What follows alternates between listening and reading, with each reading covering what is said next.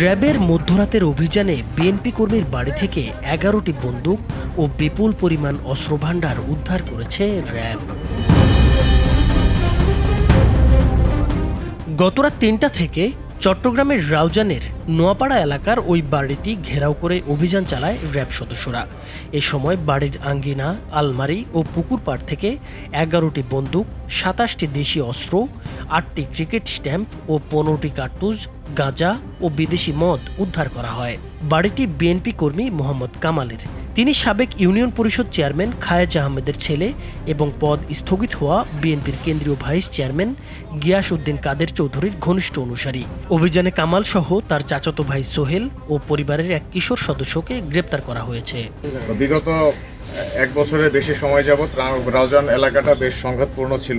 তো এর ভিত্তিতে আমরা রাউজানে প্রায়শই অভিযান পরিচালনা করেছি। তবে আজকে বেশি সংখ্যক অস্ত্র এবং অন্যান্য দেশীয় ছুরি, চাকু, রামদা এই ধরনের জিনিসপত্র আমরা ধরতে পেরেছি।